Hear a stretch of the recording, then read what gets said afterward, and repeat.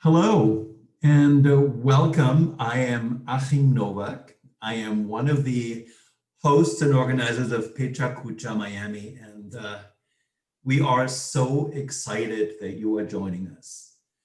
And I think that some of you probably don't know what a Pechakucha is, so I'm going to suggest just relax. We'll explain it in a moment. Mostly we're going to hang out for an hour. We have some really cool guests. Our topic is pivoting. And what really strikes me, because this is our first virtual event from Miami, we're a vibrant international city. And we're ecstatic because many of you are joining us from all over the world right now. And that's the power of virtual. I'm originally from Germany. I've lived in Miami for over 16 years now. So I'm an international soul, and I want to introduce you to my wonderful co-host, Claudia Janine, right now, who's another international soul. Claudia. Thank you, Achim. Yes, I am Claudia. I am from Mexico. I just moved to Miami earlier this year, and I just joined Pechakucha Miami. Pechakucha means chit-chat in Japanese. It started in Tokyo, and now it's in many cities all over the world. So I got introduced to Pechakucha in Maastricht, the Netherlands, last year. I joined it with the aim, I did my first Pechakucha presentation because I wanted to learn how to do effective public speaking. But I found it is a beautiful way to share your passions, to spread your inspiration and knowledge, to raise your voice, to send messages.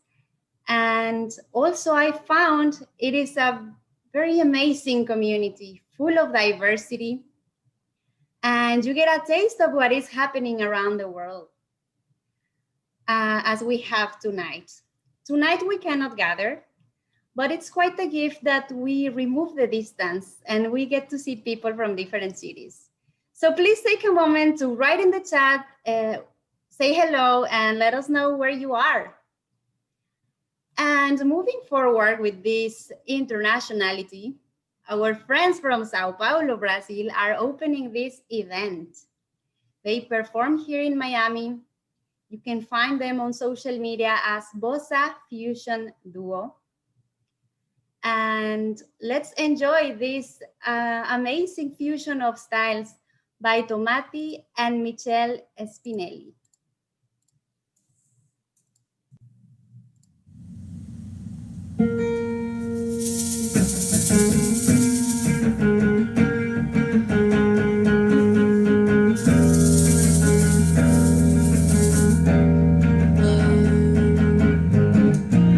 Quem homem de bem não trai o amor que ele quer. Seu bem quente é junto que vai, não vai assim como não vai. Não vê quem de dentro de si não saiba e morrer sem amar.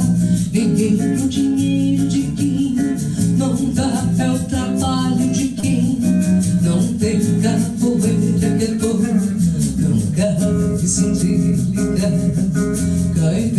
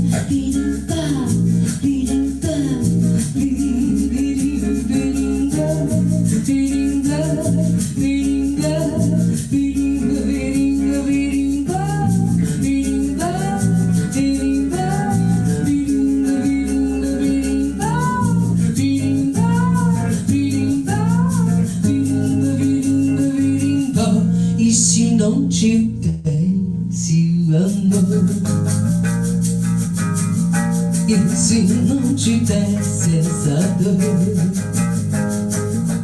e se não te desse sofrer, e se não te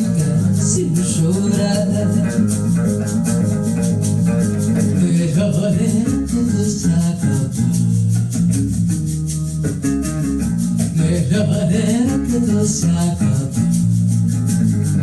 You and me, amei demais. O que eu sofri por causa de amor. E quem souber, eu sofri, perdi a paz. Mas o que eu sei é que ninguém nunca teve mais do que eu.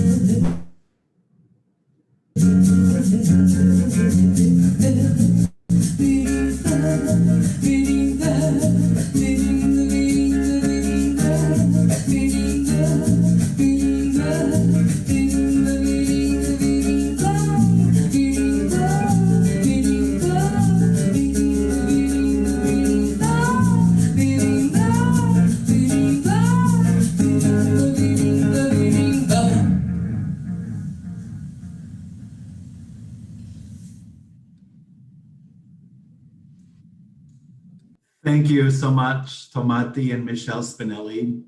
I had the pleasure of just joining you live last Thursday at Melinda's in the Entertainment District in Miami, but it was a special pleasure to be in your living room in Miami Beach. That felt very special to me. And even though your sound is very Brazilian infused, I hope for all of those who are joining us from different parts of the world, I hope we're taking you a little bit to South Beach, Miami, and the ocean here, and that energy and that vibe. So let's talk about what a Pechakucha really is. I want to build on what Claudia said about Chit Chat. We have two amazing presenters, and they're each going to do a Pechakucha presentation. What that means, in the Pechakucha presentation, you must use 20 images. That's one of the guidelines, and you cannot spend more than 20 seconds on each image. So each presentation is exactly 6 minutes and 40 seconds long. I love that because it's really democratic. Each presenter has the same amount of time. The images are usually very personal, as you will see, and with our friend Morgan Field, we got a little creative, and you're going to see some video as well, which normally doesn't happen in a Pechakucha. And our topic is pivoting and how we pivot in our lives. And each of our presenters is going to tell a very personal story of that. So allow me to introduce you to Morgan Field. Morgan is a 9-time award-winning author of 2 powerful books, Epic Sexy You and Powerful as Fuck. As a fellow author, I want to say Morgan has a way with titles. Those titles are memorable. Morgan is also an intuitive life coach, and she supports mostly women, but also men all over the world in living bolder, more authentic, and more adventurous lives. So we're in for a treat. This is 6 minutes and 40 seconds of Morgan Field's Pechakucha on the topic of pivot. Let's roll it.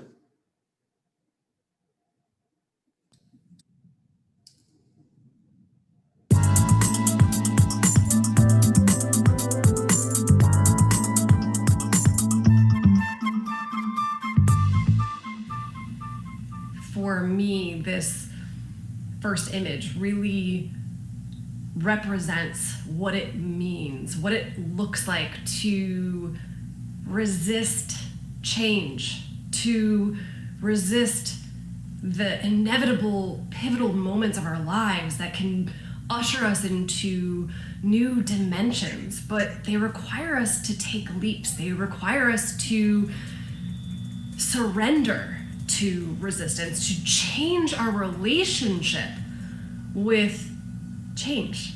The only inevitable in life is change, and yet it's the very thing that we avoid surrendering to. And life truly is a series of pivots, a series of quantum leaps that allow you to go from who you have been being to surrender into this new iteration of self, new iteration of life. And what you'll notice for all of the other imagery, other than that first picture, it's what life looks like when you learn to actually dance with the unknown. What life looks like when you learn to change your relationship with change. The only constant in life is change.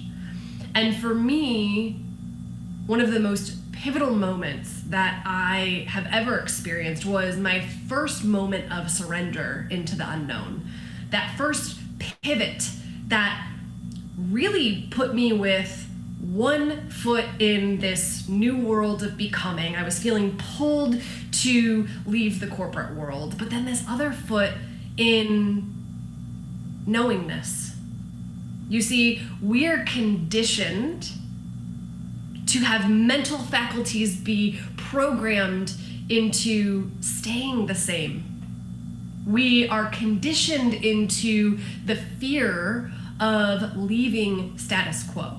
So much so that although your pivot may look different than mine, for me, when I was really feeling the knowingness of my soul call me into entrepreneurship and into this new iteration of myself, I had to really sit with and feel all the feels of fear. Fear of the unknown, fear of what if? What if I'm wrong? What if I lose it all? What if it doesn't work?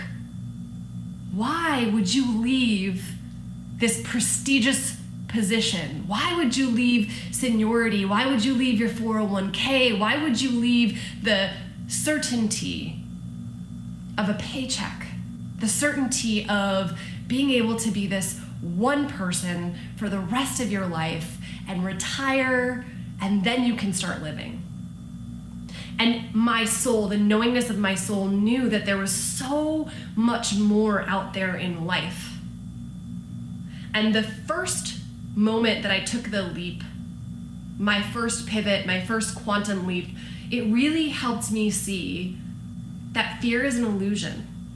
That we are actually warriors, we are adventurers, we are built to explore and evolve and adapt and transition and change and shift.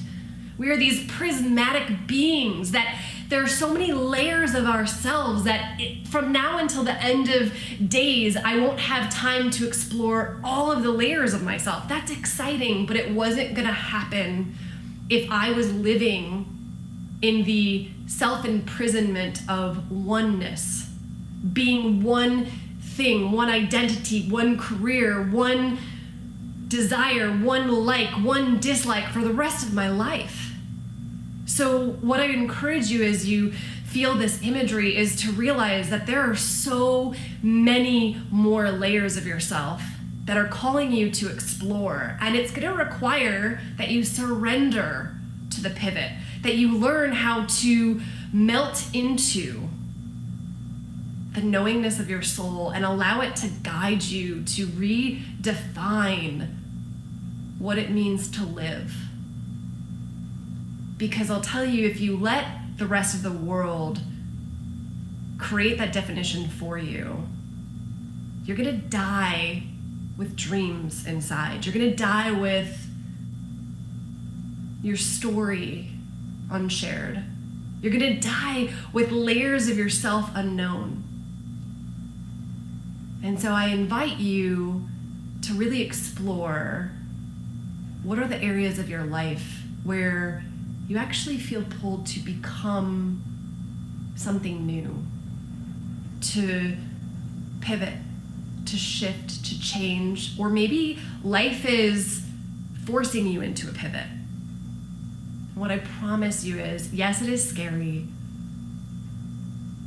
but it will change the way that you view life. It will change the way that you view living. It will change the way that you view your unshakable, badass knowingness and confidence of self. And so it's counter-instinctual and yet totally intuitive to give yourself permission to really embrace change. Change is the only inevitable in life. It's the only constant, and yet we're conditioned to resist it.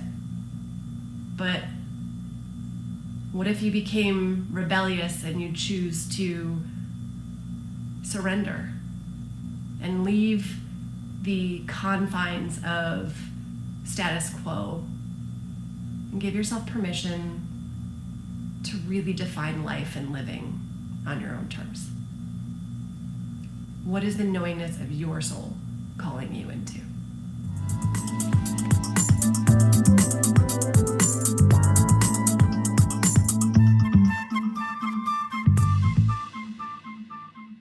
Thank you so much, Morgan. You used one of my favorite words. I know it's one of yours, badass, in the end. So I loved hearing that. And I have to be honest, I've had a pretty adventurous life, but as I listen to you and see the images, I feel, gosh, my life is pretty boring compared to Morgan's. And I'm sure we'll talk about all of that more a little later. But I'm going to throw it to Claudia right now, who's going to introduce our second wonderful guest, Ronny Turiaf. Claudia. Thank you, Achim. It is a great honor having Ronny Turiaf with us tonight. Ronny, the French basketball player, NBA champion, activist, president of Heart to Heart Foundation, world explorer. He will share with us tonight a very emotional, inspiring, and personal story on how he pivoted on his own life. So here we have, from France, Ronny Turiaf's Pechakucha.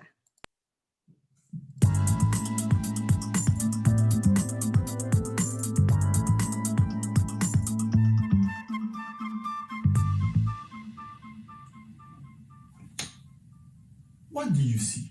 The northern lights? The figure in the middle? The jacket on the ground? Perhaps the spinning wheel in my left hand. What if I tell you, all I see is a kid witnessing something that he didn't know existed? This talk today will be about perspective, relationship with time, and following your heart.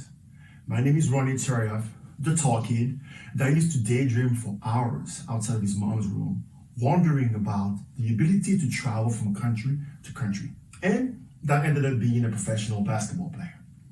Well, you can see this is what left of the house that I grew up in, where I lived with my sister, my mom, my uncle, my grandparents. I still have mixed feelings about my upbringing there, but I do know the chaos that I witnessed there gave me a profound gratefulness for peace, stability, and my own version of paradise. A piece of that paradise is the presence of my little sister, my little munchkin, Didi, my everything. She was my partner in crime. We did everything together. And as a firstborn, I felt growing up in a single parent home a great responsibility to her and the other piece of my paradise, my mother. I needed to figure out a way to help them and get us to stability. In order to do that, and with the help of circumstances and try out in different sports and activities, I decided to embark on a mission, help my mom and protect my little sister. I was an emotional wreck, though, when I left my beautiful island at the age of 14 to pursue a career in basketball. I know right now you're probably wondering the link between basketball, my beautiful chest hair, and my Photoshop abs. Well, the scar is because after 8 years of traveling and working and signing my first contract with the Los Angeles Lakers, I had to go through an emergency open heart surgery. And I had two choices, basically, retire or have the surgery. And my choice was easy because I needed to complete the mission. Bonus points, because of the surgery, I had dinner with my mom, my dad, and my sister for the first time. But anyways, I ended up playing for 10 years in the NBA, winning an NBA championship. But during my career, though, there was a voice inside of me that wanted some attention. And it got louder as time went by. I got clear on what it wanted. I was not in alignment with my inner desire. I wanted to feel alive again, free. I wanted to explore the world. I vividly remember tapping into those feelings when I found myself in the Philippines being a corner man for my dear friend Anna Wulaton, or when for the first time in 18 years, I was with my mom, my sister, for the first time with her birthday. She turned 50 that day. I noticed something. The feeling of being in paradise was back. My relationship with time had shifted, my priorities as well. It became so clear when I hit one of the biggest turning points into my life, but I didn't know it then. I was suffocating, contemplating about life, laying in my bedroom in Minneapolis, snow falling on the ground, dark room. I was wondering if I was at the end of a road.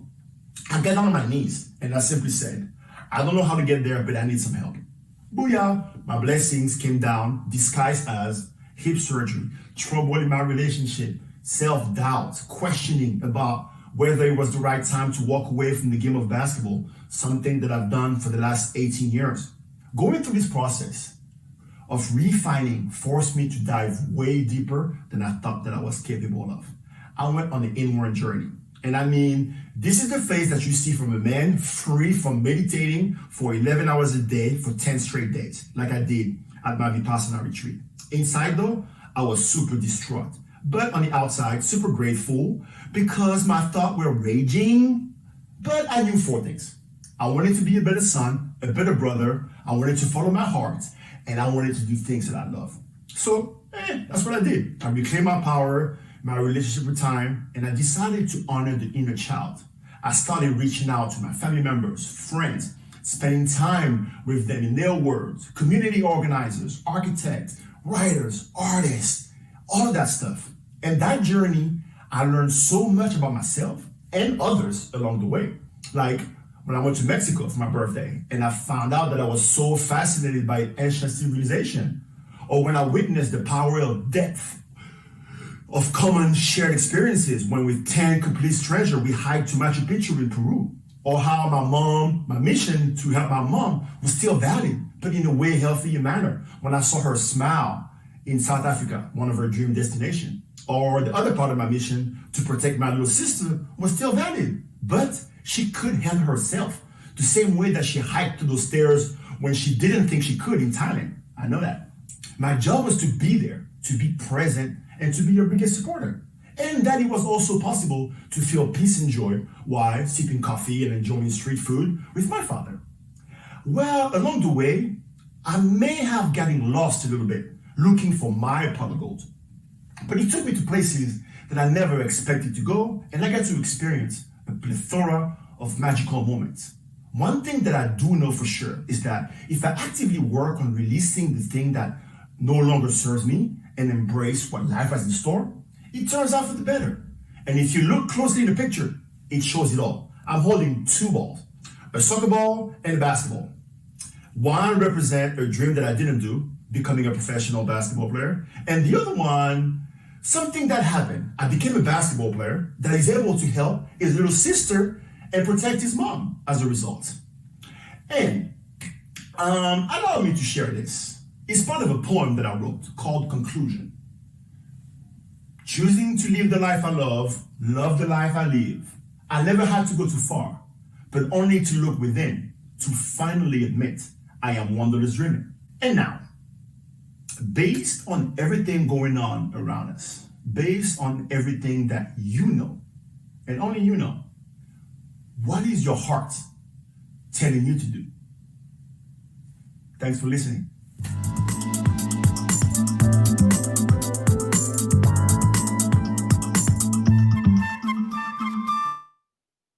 Thank you, Ronny.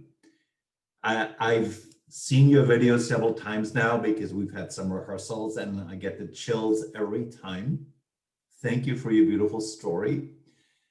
Claudia's back now, and in a moment for our audience, we're going to go to Morgan and Ronny live. I just want to do a few thank yous before we do that, and then we're going to do some chit-chatting because that's what Pechakucha does. But we have 2 sponsors in Miami that we're very grateful for. When we do physical Pechakuchas in a theater, our partner is the Miami Light Project. We love the Miami Light Project and we thank you for your support. Also, the New Tropic publication has been just plugging this for several weeks now. We're very grateful to you. And the thing that we want you to know, we're very happy. This is a free event, but you had the chance to make a donation. And a lot of you did. And just know that that means a lot to us. That made us really, really happy. And one more thing, I want to plug Tomati Michelle Spinelli, because if you're in South Florida, and I saw in the chat, there are a bunch of you here, every Wednesday evening, they're at Chima, a beautiful steakhouse in Fort Lauderdale. And every Saturday night, they're at Little Brazil in Miami Beach. And they do other venues as well, but these are the steady venues. So you can see them Wednesday night in Fort Lauderdale, Friday night in Miami Beach. So Morgan and Ronnie, why don't you just get your videos going so we can properly welcome you? Yay! Hi, Morgan. Hi, Ronnie. Hi. And I'm gonna throw it to Claudia, who's gonna get the conversation started. But I don't know if you all heard this. Morgan is a fellow Miamian now, but Ronnie is really joining us from France, where it's the middle of the night. So we're just really grateful to you, Ronnie, for that. So Claudia, why don't you get the conversation started? Okay. Yes, and I am seeing a lot of activity in the chat as well. So yes, it's really nice to see supporting you guys from all our audience, and feel free to ask questions also for the presenters. And Morgan, Ronnie, thank you so much for joining us in this adventure. Thank you. And let's start with the chit chat between you guys. Ronnie, what touches you the most about Morgan's story, and what would you ask her? What touches me the most about Morgan is her willingness to engage with life and to co-create with life. Very few people know how we met, and to be able to see her journey just evolve continuously, I feel super grateful, because I truly believe in the power of connection and the power of intuition. And I know Morgan and I talk about it all the time, but if we both didn't follow our intuition, we would not be here today. So that's what's inspiring me, is because she's living that life fully. There is no, I'm trying to do it. She does it. So what would I ask her is there a way that she can take it to the next level? That's a great question. It's something I always ask myself. And it's funny because, and Claudia, you didn't know this when you did the editing of the video, but the next iteration of myself that was emerging as I was doing this project, this piece, was actually stepping more and more into using my intuition with animals. So Ronnie, even as I see you with your animal, and Claudia, when you again, it's just intuitive. So we're all very intuitive here, but in the video, you actually put me feeding a wallaby in Australia on one of the retreats that I hosted. And it was just such a when I saw you do that, I was like, oh, the universe is talking to me even through Claudia, you know? And I was like, so I think that's the next level, is that I'm just following wherever my heart is pulling me to, even when I'm like, are you sure? Okay, this is kind of scary. This is different, you know, and I'm very humbled, and I'm so honored. And so actually right now, a lot of the work that I'm doing is with horses, and it's like the most, I'm overflowed with absolute gratitude for being called to that work. I want to just follow up with a beautiful word that you used, Ronnie, as you spoke about Morgan, and that's the word co-create. But I'm really curious, what does co-create mean to you? You applied it to Morgan, but how are you co-creating in your own life, my friend? I feel like this is a great question. I feel like it's part of this next phase that I'm into my life right now. I feel like I'm in my third life or fourth life, or however you want to call it. And the phase that I'm in right now is to continue the four things that I know for sure, is that I want to be a better son, a better brother. I want to continuously commit to myself to follow my heart and to do the thing that I love every day. So for me, what does it look like now is to take care of my animals first and foremost. But more importantly is to provide a container for magical moments to happen. And is having the residency at home here in France, where people all across the world just come, rest, relax, create in the middle of nowhere, and just stay in touch with nature. So I feel like that's what life is calling me to do. and to live my life to the fullest. And I'm so humbled and grateful, a little bit emotional right now, because I see some people in the chat that has been guardian angels in my life, on my journey after my big turning point in Minneapolis. And to see those people continuously just show up into my life is a tremendous testament about when you do follow your heart, those people will come and arise and hold space for you. And I'm thankful for the people that are here. I just want to acknowledge one comment. There are lots of comments in the chat, but it was from Florence, who said that you are the best brother anybody could have. Hello. Thank you. That comment really jumped out at me. And I want to throw a word that, by the way, we're starting to talk now, but please put questions in the chats, and Claudia and I are going to track it, because we're just getting the conversation going. But then when we want to turn it over to you, but I can see how you and Ronny are so on the same wavelength, Morgan. But Ronny used this word of magical moments, as he was just talking. I have a hunch you have magical moments with horses, but why don't you talk about how do magical moments happen in your life? Who are you talking to? You. Talking to Oh, you. okay. Talking to you. Morgan Field. I'm like, either of us could take that. Okay, so I feel like I used a version of me maybe 5 iterations before, or maybe even 2 iterations before this version of me was more in the driver's seat of really trying to create the magical moments. And it's actually a really beautiful way to start your journey to really realize you are a creator, right? And so that all the imagery that you saw, I was like, what else would be fun? What else would I like to experience? What would blow my mind, right? So like hang gliding, ice pick climbing in Iceland, going to Australia and jumping out of a plane and landing on a beach.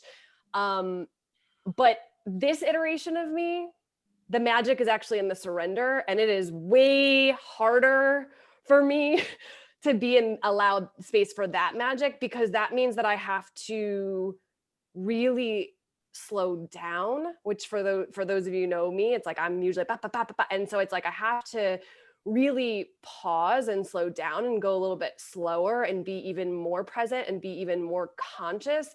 And so it's a new layer of mastery of creating magic that actually is being more present and aware to where's the magic showing up that maybe otherwise I would have missed if I had been trying to be the one that was controlling the magic or creating the magic, right? So I still create magic. I still ask myself, what would really light my soul on fire? What are the things that would blow my own mind?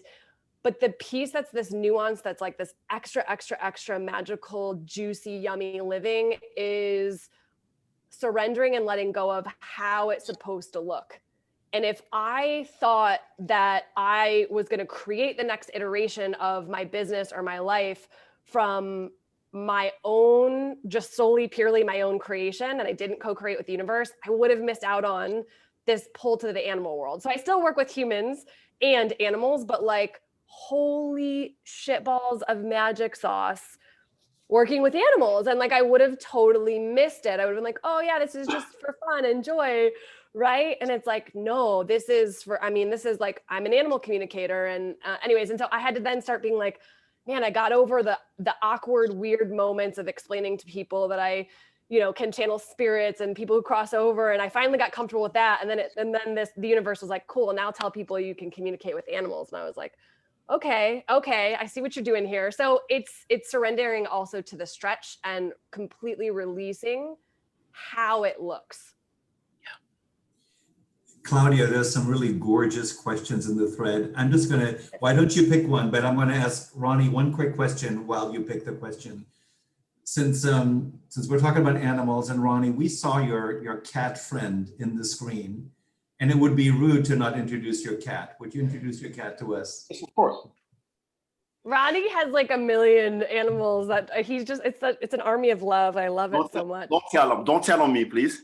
My little munchkin over here, his name is Raja. And funny enough, I think that's beautiful, actually super interesting. But I lost one of my cats about 8 or 9 months ago. And his name was Paco.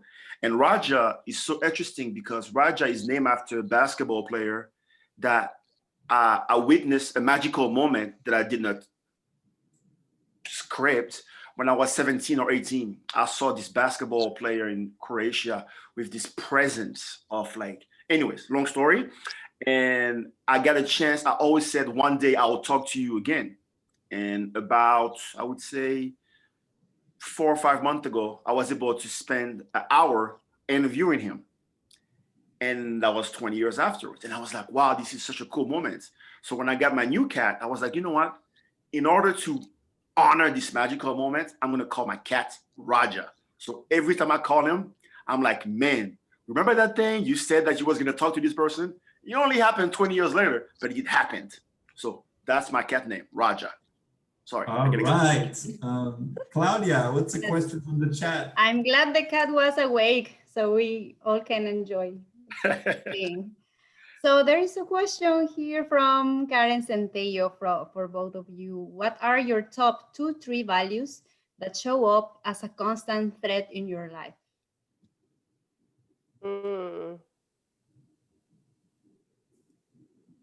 Okay, I'll go. So for me, one of the #1 values that I absolutely love is just like fun, play, adventure. It's something that I feel like is like, I'm a joy factory and it's part of my soul signature. And I absolutely love injecting it in everything I do. It's just, I mean, it's part of my beingness. It's part of my essence. One of the things I've realized that is like absolutely essential though for me, in order for me to really vibe and click and jive and connect on a really deep level with people, is integrity, right? So like the congruence of what we are saying, and this is also with myself, right? And I don't get this perfect by any stretch of imagination, but it's something that I really strive for in terms of my beingness and how I live and who I surround myself with. And it's just paying attention to what we're saying, who we're being, what we're doing, and it being in alignment. And that's also actually how I have found that I can create more magic, is when I find myself out of alignment, which of course I do, you know, it's finding those pockets and areas and really consciously exploring, okay, what are the ways that I can get back into alignment with my soul or with my heart, with what my desires, with whatever it is that I want. Yeah. So for me, those are like 2 of the really big values that, and also honesty, but to me, integrity is honesty. Like, I'm a truth vortex. I love the truth. Some people will say to me like, oh, well, I'm really sorry to say XYZ. And then they drop it out. And I'm like, no, this is good. Let's get this. I really like this. I really like the truth. And so for me, that's also one of the things that when I work with people, because I'm a truth vortex, I usually say things that most people have tried to tell them or tried to share in the message for whatever reason. When it wasn't received, the person pulls back, and I just keep staying in that truth, which, as you can imagine, some people don't really love that and some people do. And I end up gravitating with people who really enjoy swimming in truth. We'd love for you to run with that question too, Ronnie, but I want to share another comment with you that's in the chat right now. From Sweta Gupta. It said Raja in Hindi means Prince of Kingdom. Wow. So that's the meaning of Raja. Just wanted to share that with you. He definitely acts like the Prince of the Kingdom. It's at the house right now. That's for sure. Yeah, that's good to know. I love the power of words and the power of language. What are you doing? Oh, sorry. You scared me. Woo, stop it. You scared me, man. I'm live right now. Sorry. So for me, the values are definitely aligned with what Morgan said about integrity and honesty. And I would add one thing that has been something, I call those like the humble pies, and it's compassion. I think for me, I don't know if compassion is a value, but compassion with myself, where I am at the moment, but also compassion where others are at their moment in their journey. Because I think we're all doing the best that we can. And it's just a matter of just honoring the space and just striving to put our best foot forward. So I think compassion is a big one for me. Here's a question from Ted Carroll. And I just love how all these questions are so perfect for both of you. So let me read it. How do you listen to your heart? What does that sound like? How can you listen more intently? Okay. I'll start with this one first, Morgan, since you started first last time. For me, I started to listen to my heart because I forgot how to do it for so long. And the voice got louder and louder and louder and louder. And it was so clear to me because I ignored what was going on for so long that when those moments happened, I was able to be like, okay, this is my heart definitely trying to tell me. I love how Morgan says it, and I think I copycat that, but talking about being out of alignment. And for me, that's really what it is all about. It's like, is everything that I'm doing right now aligned with what I want to be and who I want to be? And if not, let me do what I can to realign that and to trigger myself into doing something more in line with what I feel like I should be doing. But it comes with being honest with yourself, being aligned, and having compassion with the fact that you sometimes cannot do the thing that you want to do, and it's just a matter of doing one action towards that. So I think that's how I do it. I try to break it down to one tangible action that I can do, as silly as a Google search maybe or something. Morgan. Yeah, so the first thing that comes into my intuitive knowingness to answer that question is usually the first thing that you feel or hear is your heart. And it's like this tiny little window. I'll give you an example, but it's like this tiny little window of time where it's like that first initial feeling that you get, or some people hear messages, some people see vision, some people just, they get pulled to something, they want something. And then everything else that follows is our mind trying to talk us out of it, or our fear trying to talk us out of it. So I'll give you a tangible live example that's relevant to this moment right now, which is how Ronny and I met and how we became friends. Was we both happened to be in a cafe in Iceland, and the part of the video imagery where I was ice pick climbing a glacier. So it was after that, and I was at a cafe, and I'm an intuitive. I can feel energy. I can read energy. And I was so drawn to Ronny's energy, and his back was to me. So I couldn't see Ronny. I could feel his vibration, and I could feel it was like this, like otherworldly, other planetary, magical, cosmic, majestic being. And I could feel he was in alignment with me. And I could just feel, I know things about people without even knowing or being able to explain how I know it. So my heart, my feeling, I was pulled to him. And I mean, this is anything, right? But it's like that initial first piece is I'm drawn to this person. Okay. And then my head, yeah, but I could see he had a little bubble around him. Yeah, but he's in his own little world. Yeah, but I don't want to bother him. Yeah, but what if he thinks I'm weird?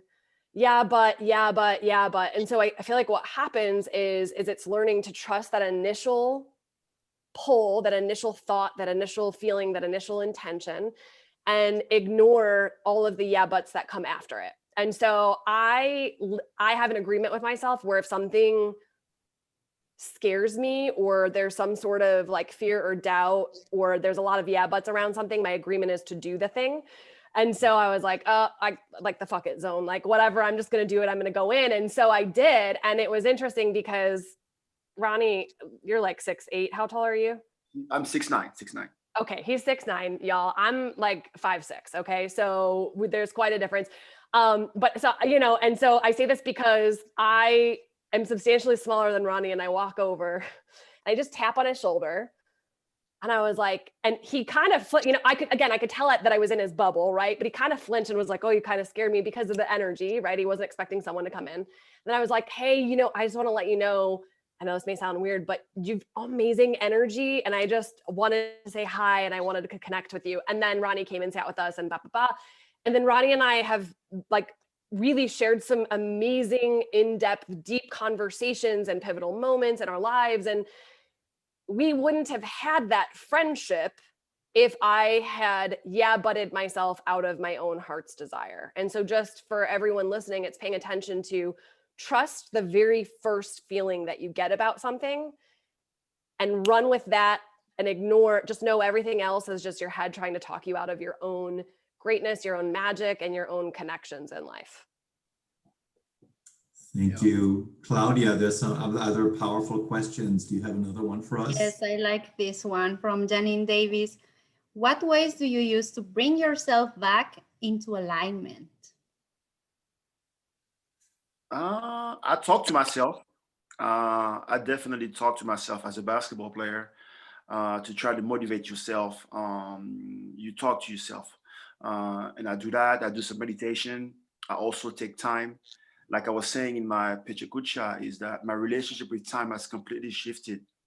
Now I take the time. I walk outside with my dog. I just sit in silence. And I usually follow the little breadcrumbs that life leaves me.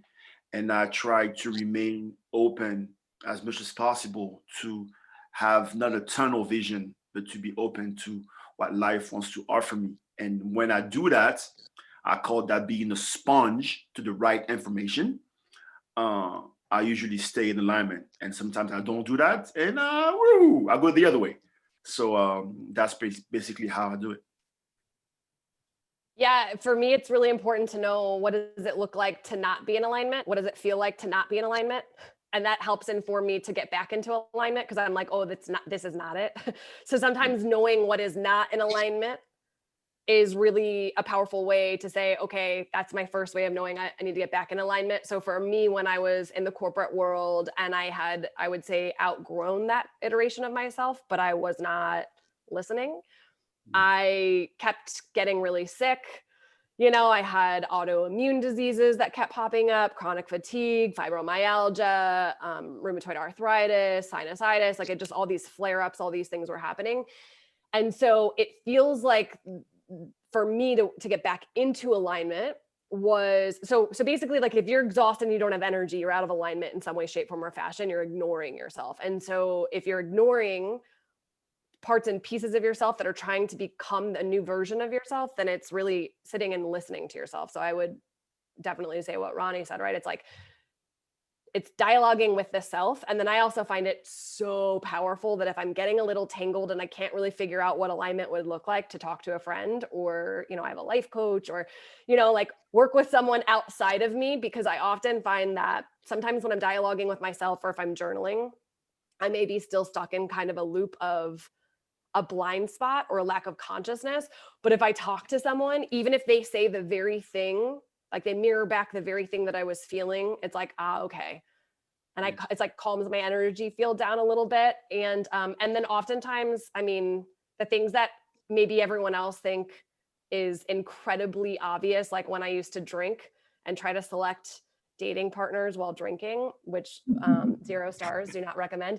But like, that should have been really obvious to me that, that wasn't working out for me. This was 8 years. I've been 8 years, I haven't had alcohol, but it's just knowing that, like, the way to get back into alignment with being able to surround myself with people who were who were actually in alignment with who I was and where I wanted to go and who I wanted to become, is I needed to be conscious enough to know that I was doing something that was completely sabotaging. And again, I should have known that was getting in my way. I just didn't, And so once I realized that was getting in my way, I was able to stop, pause, and reassess. And then ask myself, okay, well, what does alignment look like? What do I want? And what does being in alignment with that thing look like? Yeah. Here's a question that builds on all of this some more. And I can't properly see the name. I see an SA. So I'm sorry if I screw up your name. But the question says, what are your top ways of staying connected to your intuition and knowing to allow for the beauty you are creating in your lives? I'm going to read it again because there's so many powerful words in this question. So we can fully absorb it. What are your top ways of staying connected to your intuition and knowing to allow for the beauty you are creating in your lives? Take it away. For me, what I've noticed, and my friend said it, and when he first said it, I felt tremendous resistance when he first said it. He goes, "Hey, Ronnie, when I travel, I feel," how did he say that? "I feel like the wheels are moving." Yeah, I forgot how he said it. But then I was like, "Oh, why is he saying that?" And I noticed is that I need to create movement, and movement into my life, movement into my heart, movement into my chakra, whatever you want to call it. And what I noticed is that if I feel a nudge to travel or to go on the road or whatever, that is usually like a firecracker that needs to be started, that I need to just dive into. And for me, what I've noticed is that the ways is to go for rides, stimulates my brain and stimulate my heart, or when I get on the airplane and when I first sit down, I usually something magical happen. I don't know if it's because it was a dream of mine as a little kid, but those are like the key pointers for me to stay in alignment with my intuition, because it meant that I follow a nudge that I got inside my heart. Can you read me the question again, Akeem? Yes, let me see if I can find it. I was just scrolling down to, I just found another question. So I don't know if I can find it right now because there No, don't are worry so about it. So, many- so No, it's essentially, I got it. I got Okay. it. What are your top ways of staying connected to your intuition and knowing to allow for the beauty you are creating in your lives? oh, okay. So I may have heard this a different way the second time that you said it. So I'm glad I trusted my intuition. See, boop, boop, boop, boop. Okay.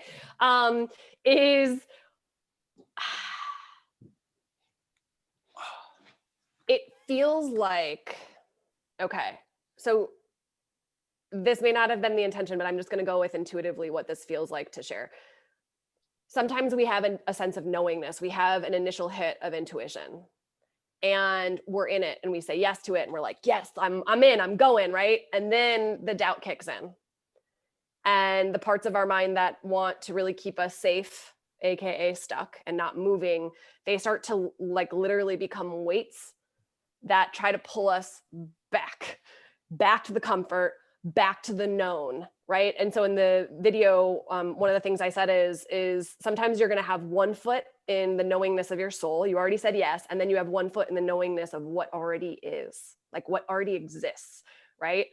And so in those moments, the only way that I'm able to get myself to keep going forward, it's like being on a bridge and you're like, okay, I'm scared and now I'm second guessing. I don't know if I want to do this anymore. And it's like the thing that you're walking towards isn't fully manifested yet. And so you don't totally trust it yet. And you're like, and then you turn around and you're like, I could go backwards, but then you look down and like the parts of the bridge are gone anyway. So you can't really move back. It's like the in-between part.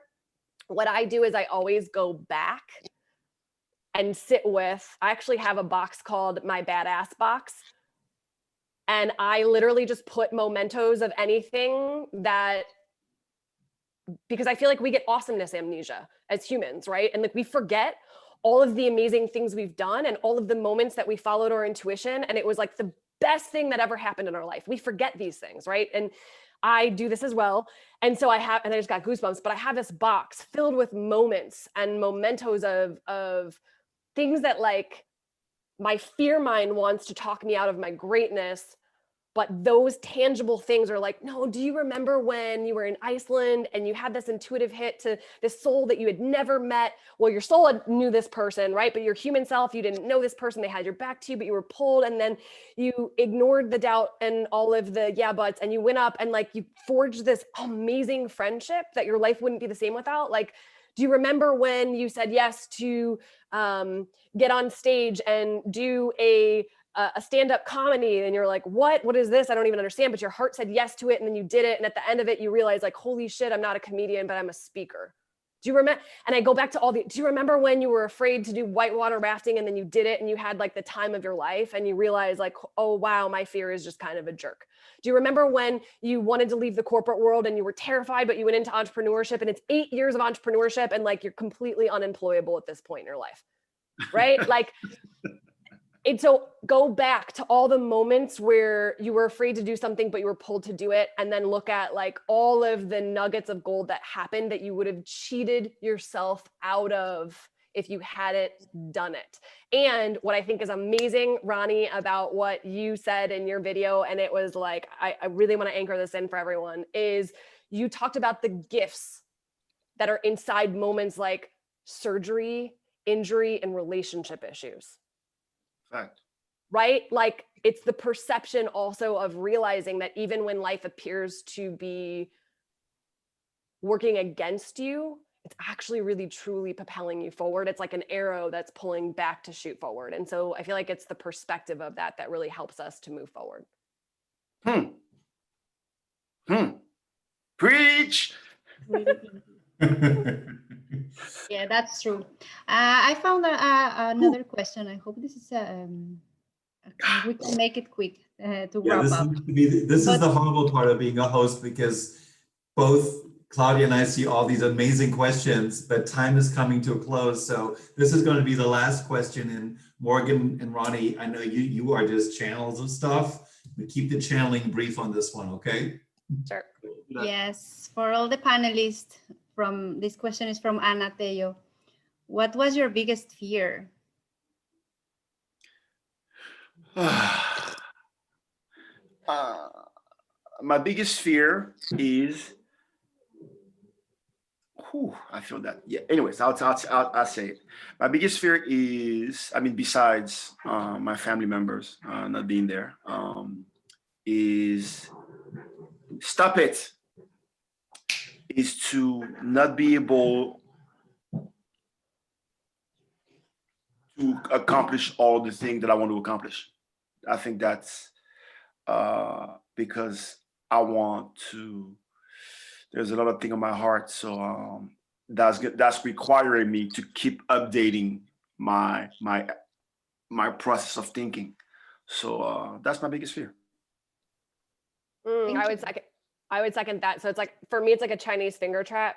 Yeah, it's like when you pull on one, you pull on the other, and then you get a little stuck. But one of my greatest fears is literally like dying with unlived energy inside me and greatness that I allowed my fear to derail me from being. But then the other part of that fear is like, well, holy shit, then I have to be seen by the world, because I know how huge of a imprint I am here to make on the world. And so the other part of that is just like, oh my God, what's going to happen if I'm seen by the entire world, right? And so it's just like this really fun Chinese finger trap that goes back and forth. But I always move forward anyways. Ronny and Morgan, I think we could just talk for hours. Thank you for your impeccable and beautiful energy. I want to say a few thank yous, and then Claudia is going to close it out for us. Again, I thank you both for saying yes to this. Tomati and Michelle Spinelli, thank you for the beauty of your music and doing it for us in your living room. We're very grateful. Thank you again to the Miami Light Project, our partner in a beautiful space in the Wynwood Design District. And thank you for the new Tropic for supporting us and getting the message out. And Claudia. Yes, thank you. Thank you all for joining us tonight. We really hope you experienced the joy and connection that we have in in-person events. Our next event will be virtual as well. It will be on January 21st. The theme of this Pechakucha night will be renewal. So stay tuned in our channels. We have in the website, you guys can see the events, the previous events and upcoming events as well. All the information is there in the official website, pechakucha.com/cities/Miami. And also in our social channels, the Facebook page, Pechakucha Miami. On Instagram and Twitter, it's Pechakucha Mia. So thank you so much for joining tonight, and hope to see you in the next Pechakucha night. Thank you.